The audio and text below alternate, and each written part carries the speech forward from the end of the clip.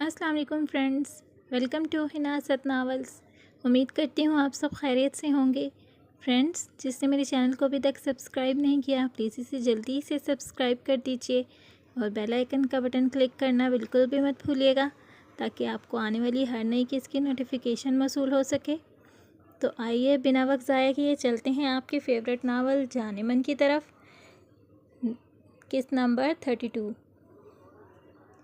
ایسے کیوں بیٹھی ہیں آپ؟ وہ ان کے برابر میں آ بیٹھا۔ نہیں تو بس یوں ہی۔ ان کی نگاہیں ابھی بھی گھاس پر ٹکی ہوئی تھیں۔ وجہ بتائیں اما سائیں؟ وہ ان کی جانب دیکھ کر لہجہ نرم کر کے پوچھ رہا تھا۔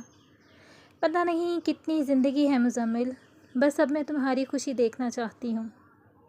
وہ آپ دیدہ ہو گئیں تو کہتے کہتے رک گئیں۔ مزمل نے گردن پھیر کر انہیں بہت غور سے دیکھا۔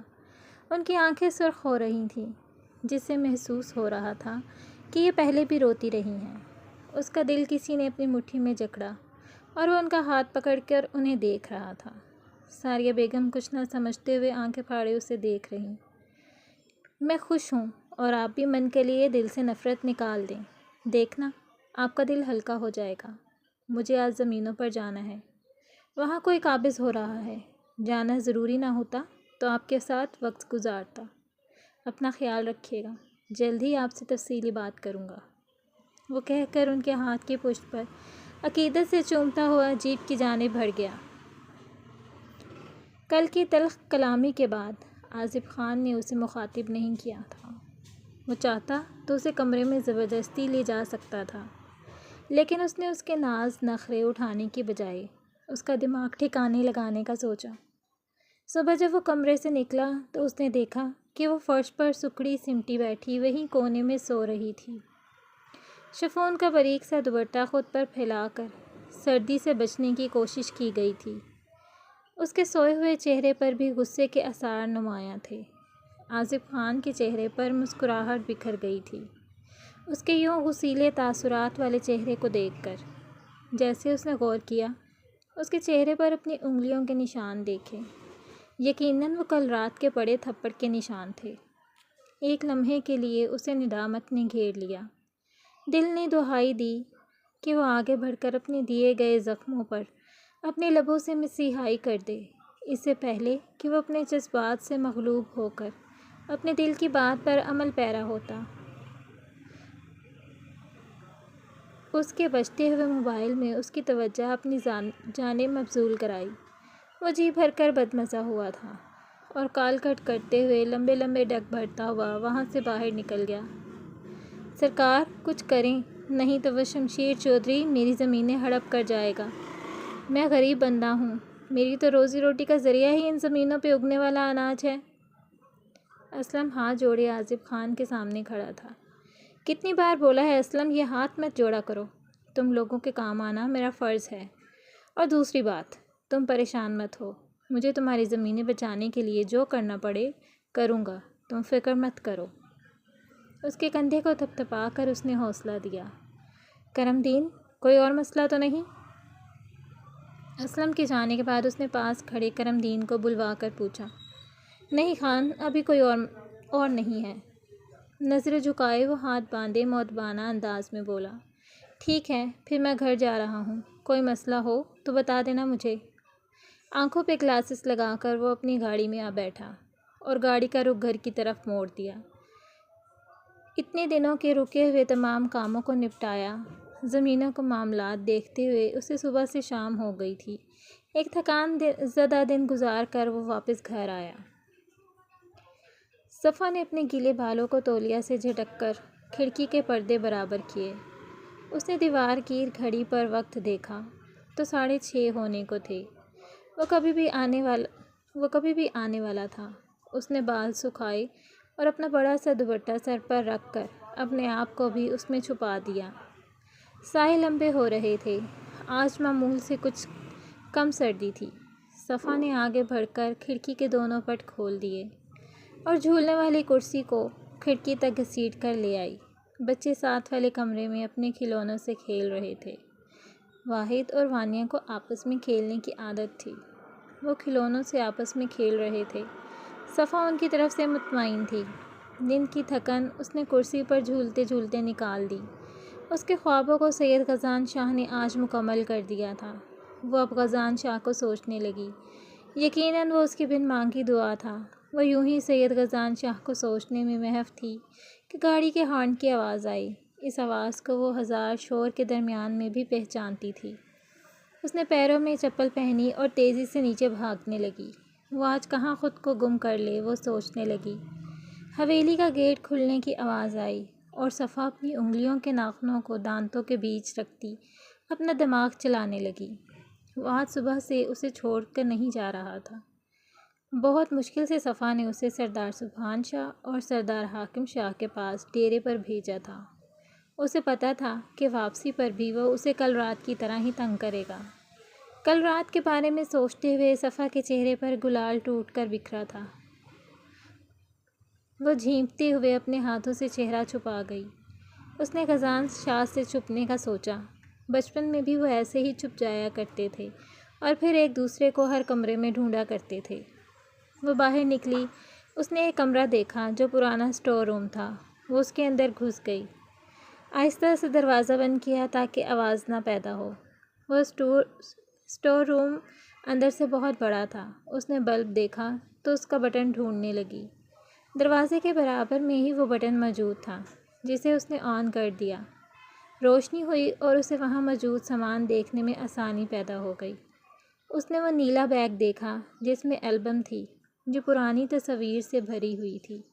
اس میں صفا اور غزان کے بچپن کی کئی یادگار تصویریں تھیں۔ وہ البم کھول کر آہستہ آہستہ انہیں دیکھنے لگی۔ اچانک قدموں کی چاپ اسے بہت قریب سے محسوس ہوئی تو اس نے اپنے ہاتھ البم سے دور کر لیے تاکہ اسے پلٹنے سے آواز پیدا نہ ہو۔ اچانک دروازہ کھلا تو وہ سامنے کھڑا تھا۔ سید غزان شاہ اسے 2 منٹ میں ہی تلاش کر چکا تھا۔ صفا بچپن کی طرح آج پھر ہار گئی تھی۔ وہ نگاہیں جھکا کر زمین کو تک رہی تھی۔ وہ اسے دیکھنے قریب آیا۔ نگاہیں زمین کو اب بھی سجدہ کر رہی تھیں۔ جانا، آپ یہاں؟ اس نے کہتے ہی اسٹور روم پر نظر دوڑائی۔ میں وہ سوچ رہی تھی کہ رات کے لیے پانی کا جگ بھر لوں۔ اسے کوئی جواب نہ سوجا تو یہی کہہ بیٹھی، مگر پھر زبان دانتوں میں دبا لی۔ اس کے جواب پر وہ کھلکھلا اٹھا۔ اسٹور روم میں پانی کا جگ کہاں سے بھریں گی؟ اور جگ کہاں ہے؟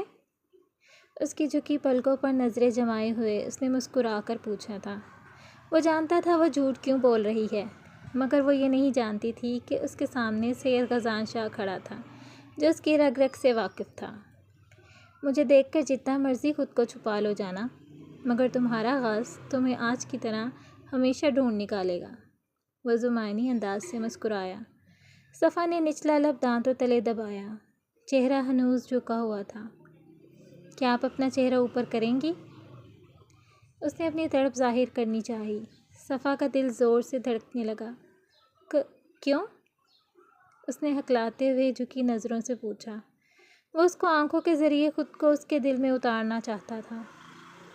ویسے رومانس کے لیے اچھی جگہ کا انتخاب کیا ہے، وہ بوجھل آواز میں بولا اور اس کے قریب ہوا۔ اس اسٹور روم میں ہمیں کوئی ڈسٹرب بھی نہیں کر سکے گا، ہے نا جانا؟ یہی چاہتی ہیں نا آپ بھی؟ غزان نے اس کی کمر میں ہاتھ ڈال کر اسے اپنی طرف کھینچ لیا۔ صفا کے دل کی دھڑکنیں منتشر ہو گئیں۔ اس نے نگاہیں بے اختیار اٹھائیں۔ یہ وہی لمحہ تھا جب اس کی آنکھوں کو دیکھ کر پھر سے ساکت ہو گیا تھا۔ وہ بے باک نگاہوں سے اسے دیکھنے لگا، پھر جھک کر اس کے دہکتے ناری گال پر اپنے لب رکھے تو صفا کو حیا نے آ لیا تو نگاہیں جھکا گئی۔ اپنی دھڑکنوں کی آواز صفا کو اپنے کانوں میں بجتی ہوئی محسوس ہو رہی تھی۔ گھبراہٹ کا یہ عالم تھا کہ اس کی پلکیں مسلسل کانپ رہی تھیں۔ میں جاؤں؟ بمشکل اس نے الفاظ ادا کیے تو غزان شاہ اس کی گھبراہٹ کا لطف لینے لگا۔ جانا، پانی والا جگ تو بھرا نہیں، کہاں ہے؟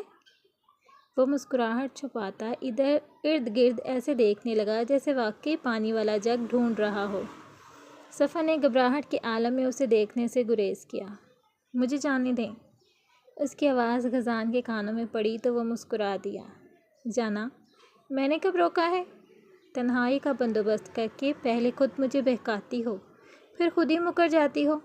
ایسے ستم گری کہاں سے سیکھی؟ وہ زمینی انداز سے بولا۔ اس سے پہلے وہ تیزی سے نکل کر بھاگتی، وہ ایک دم پھر سامنے آ گیا۔ وہ جو دروازے کی جانب بڑھ رہی تھی، اس کے سامنے آ جانے کی وجہ سے اس سے ٹکراتی ٹکراتی بچی تھی۔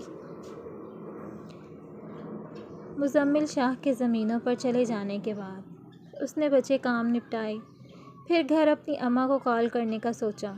سب سے دور اکیلے رہنے کی وجہ سے اور مزمل شاہ سے ناراضگی کی چڑ میں اتنے دنوں تک وہ سب سے لا تعلق رہی تھی، لیکن اب مزمل نے اسے واپسی پر جلدی آنے کا وعدہ کیا تھا تو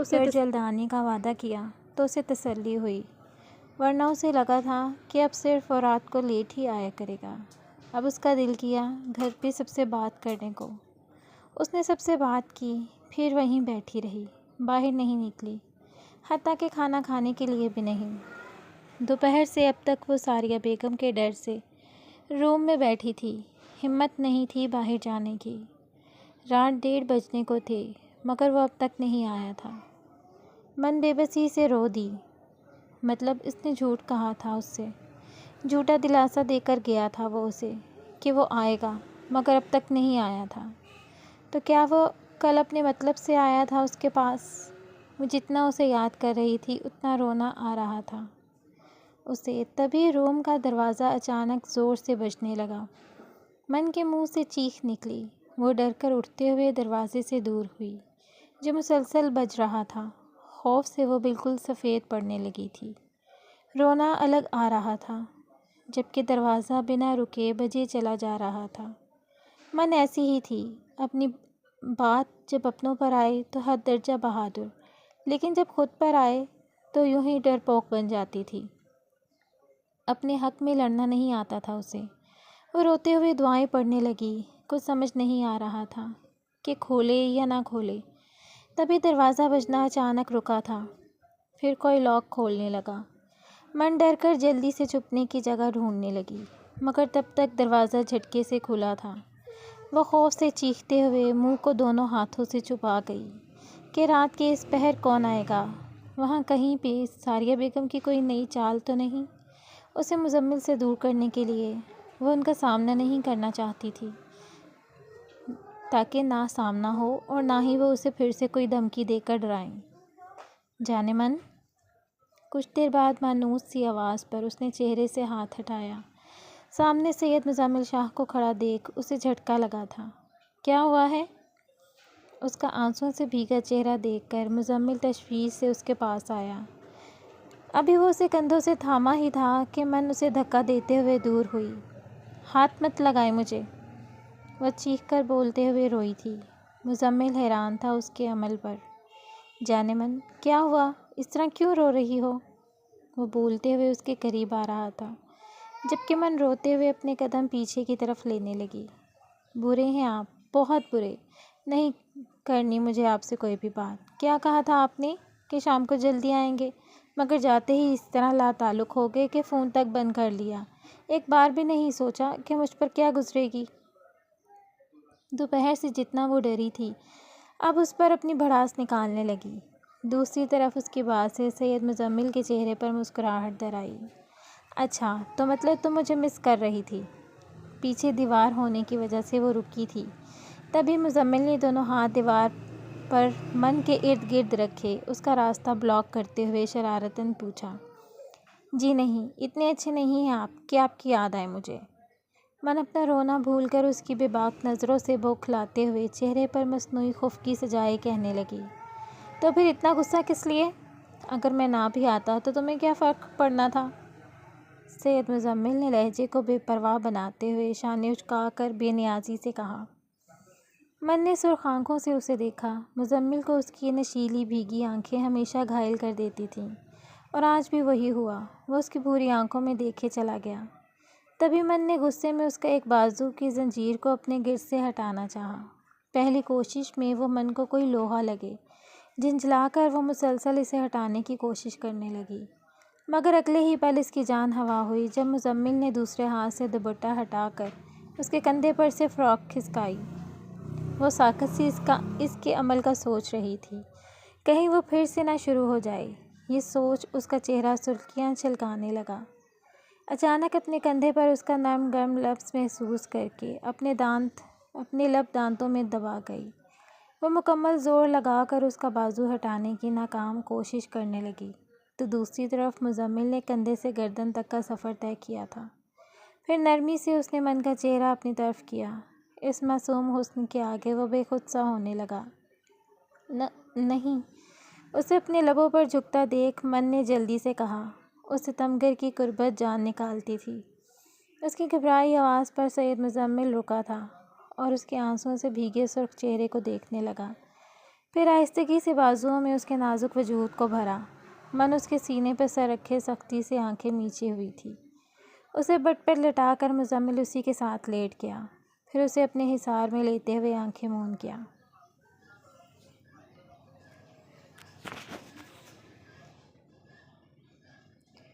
اس نے جیسے ہی لاؤنج میں قدم رکھا، وہ صوفے پر سر گھٹنوں میں دیے بیٹھی تھی۔ اسے یوں ہی کل والے بے ترتیب حلیے میں دیکھ کر اس کی پیشانی پر بل پڑے، لیکن بنا کسی بحث بازی کے اس نے اپنا والیٹ، کیز اور موبائل نکال کر سامنے پڑی شیشے کی میز پر رکھ دیا اور قمیض کے کف موڑتے ہوئے کچن کی جانب بڑھ گیا۔ اس کا شک بالکل ٹھیک تھا۔ کچن بالکل صاف ستھرا تھا۔ وہ کل سے بھوکی تھی۔ اس نے اٹھ کر اپنے لیے ناشتہ بنانا بھی گوارا نہیں کیا تھا۔ وہ چاہے بھوکی مر جاتی مگر اپنی شان میں فرق نہیں آنے دیتی۔ اس نے فریج کھول کر اس میں سے چکن نکالا، پھر ماہرانہ انداز میں کٹنگ بورڈ پر پیاز چاپ کیے اور دوسری طرف چاول بھگونے ڈال دیے۔ چکن فرائی کر کے اس میں سے مسالہ جار ڈالے۔ وہ ہر کام میں مہارت سے کر رہا تھا۔ وہ بچپن سے تنہا رہا تھا، اسی لیے اپنے کام خود ہی کرنے کا عادی تھا۔ ٹھیک 1 گھنٹے میں وہ بریانی بنا چکا تھا۔ جب اس نے بریانی کو دم پر رکھا، اس دوران اس نے رائتہ اور سلاد بھی بنا لیا تھا۔ وہ کھانا ٹرے میں نکال کر باہر آیا، جہاں وہ ابھی تک گھٹنوں میں سر دیے ارد گرد سے لاپرواہ بنی ساکت سی بیٹھی تھی۔ آ جاؤ، کھانا ٹھنڈا ہو جائے گا، وہ سامنے والے 3 سیٹر صوفے پر بیٹھ کر بولا، جبکہ وہ 1 سیٹر صوفے پر بیٹھی ہوئی تھی، مگر وہ اپنی جگہ سے ٹس سے مس نہ ہوئی۔ آصف خان کو اس کی یہی ضدی طبیعت اور ڈھیٹ پن سخت ناپسند تھا۔ انائزہ، میں تمہیں کہہ رہا ہوں۔ اب کی بار وہ ذرا سخت اونچی سپاٹ آواز میں بولا۔ سنائی دیتا ہے مجھے، نہیں کھاؤں گی میں کچھ بھی، وہ جھٹکے سے پاؤں صوفے سے زمین پر رکھتی ہوئی تڑک کر بولی۔ آصف خان نے اس کی جانب دیکھا۔ اس کا چہرہ سرخی مائل دکھائی دے رہا تھا۔ آنکھیں بھی رونے کے باعث سوجی ہوئی تھیں۔ بال بے ترتیبی سے بکھرے ہوئے تھے۔ دوپٹہ آدھا صوفے پر اور آدھا فرش پر گرا ہوا تھا۔ اس لاپرواہانہ انداز میں وہ سیدھا آنکھوں سے اس کے دل میں اتر رہی تھی۔ جلدی آؤ، شاباش، آصف خان نے حلاوت آمیز لہجے میں اسے پیار سے کہا تھا۔ کھلانا ہی چاہتے ہو تو زہر کھلا دو، ایک ہی بار جان چھوٹ جائے، تمہاری بھی اور میری بھی۔ انداز میں وہی ضدی پن نمایاں تھا۔ جانم، میں خود پوائزن ہوں تمہارے لیے، لیکن سلو پوائزن، جو دھیرے دھیرے تمہیں اپنے شکنجے میں جکڑ کر پھر جان لے گا۔ وہ ہلکا سا مسکرایا تو انائزہ نے اسے گھوری ڈالی۔ غصہ تھوک دو اور یاد کرو، کیسے بڑی بڑی دھمکیاں دی تھی تم نے میرے ارادوں کو خاک میں ملانے کی۔ جب جسم میں جان نہیں ہوگی تو اپنے عزائم میں کامیاب کیسے ہوگی؟ یہ نہ ہو کہیں بے ہوش ہو جاؤ، کمزوری سے اور سانسیں ڈوب جائیں تمہاری، اور اس علاقے میں دور دور تک ڈاکٹر کا نام و نشان بھی نہیں جو تمہیں بچائے۔ مجبوراً مجھے ہی تمہیں سانسیں دینا پڑیں گی۔ اگر میری سانسیں چاہیے تو صاف صاف بتا دو پہلے ہی، وہ شرارت آمیز انداز میں کہتا، دلچسپ نگاہوں سے اسے دیکھتے ہوئے بولا تو انائزہ کے چہرے کا رنگ اڑا تھا، اس کی باتوں کا مفہوم سمجھ میں آتے ہی۔ آصف خان، تم نہایت کمینے، وہ انگلی اٹھا کر اسے وارننگ دینے کے انداز میں بولنے ہی لگی تھی کہ اس نے انائزہ کی بات درمیان میں کاٹ دی۔ جی بالکل، میں جاہل، وحشی، درندہ، جاہل، گنوار، لیکن ہوں تمہارا شوہر نامدار ہی۔ اب خود آؤ گی یا اٹھا کر لاؤں؟ آصف خان نے تنبیہی انداز میں کہا تو وہ پیر پٹکتی ہوئی اسے گھورتے ہوئے ذرا سا فاصلہ بناتے ہوئے اسی صوفے پر بیٹھ گئی۔ آصف خان کا دل کیا چھت پھاڑ قہقہہ لگائے، مگر ابھی ایسا کرنا انائزہ کو غصہ دلا سکتا تھا۔ وہ اپنے جذبات پر قابو پانا اچھے سے جانتا تھا، تبھی چپ رہا اور پلیٹ میں بریانی نکال کر سائڈ پر رائتہ اور سلاد رکھ کر اس کی طرف بڑھایا تو انائزہ نے پلیٹ پکڑ لی اور تیزی سے کھانے لگی۔ یا تو بریانی مزیدار تھی یا پھر اسے بھوک لگی ہوئی تھی۔ وہ ندیدوں کی طرح یوں کھا رہی تھی جیسے صدیوں سے بھوکی ہو۔ چاولوں کو نگلنے کے ساتھ ساتھ پانی کی گھونٹ بھی بھر رہی تھی۔ اس نے لمحہ بھر کو چور نظروں سے آصف خان کو دیکھا، کہیں وہ اسے یوں کھاتا ہوا دیکھ تو نہیں رہا۔ آصف خان اس کی ہر حرکت پر نظر رکھے ہوئے تھا، مگر ظاہر نہیں ہونے دیا۔ جیسے ہی انائزہ نے پانی پینے کے لیے گلاس کی طرف ہاتھ بڑھایا، آصف نے اٹھا کر لبوں سے لگا لیا۔ یہ کیا بدتمیزی ہے؟ یہ میرا گلاس تھا۔ انائزہ نے تیکھے لہجے میں بولی۔ شوہر اور بیوی میں تیرا میرا نہیں، ہمارا ہوتا ہے جانم۔ ویسے بھی میں نے سنا ہے ایک ہی گلاس میں پانی پینے کے ساتھ کھانا کھانے کی محبت بڑھتی ہے۔ وہ معصومانہ انداز میں بولا، لیکن آنکھوں میں شرارت ناچ رہی تھی۔ وہ دانت پیس کر رہ گئی اس کے معصومانہ انداز پر۔ وہ اسے زج کرنے کا کوئی موقع ہاتھ سے جانے نہیں دیتا تھا۔ میں کمرے میں جا رہا ہوں، باقی بچی ہوئی بریانی فریج میں رکھ دینا اور برتن دھو کر رکھنے ہیں۔ کچن بالکل پہلے جیسا نظر آئے مجھے، گندگی بالکل بھی پسند نہیں۔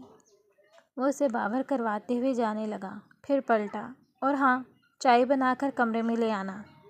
سب ہو جانا چاہیے، ورنہ اپنے طریقے سے سمجھاؤں گا دوبارہ۔ منحوس انسان، زہر ڈال کر دوں گی تمہیں چائے میں۔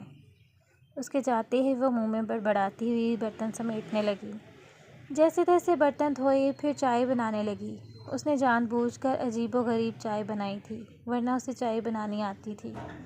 وہ چائے لے کر کمرے میں آئی اور سائڈ ٹیبل پر کپ رکھ کر خود صوفے پر بیٹھ گئی۔ LED آن تھی، نیوز لگی ہوئی تھی۔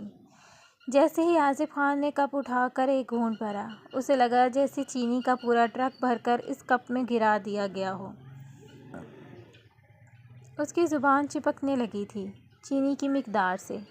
تمہاری چائے کدھر ہے؟ آصف خان نے سوالیہ انداز میں پوچھا۔ میں چائے نہیں پیتی، اس نے بنا آصف خان کی جانب دیکھے جواب دیا۔ اس کی نظریں LED پر چلتی ہوئی نیوز کی طرف تھیں۔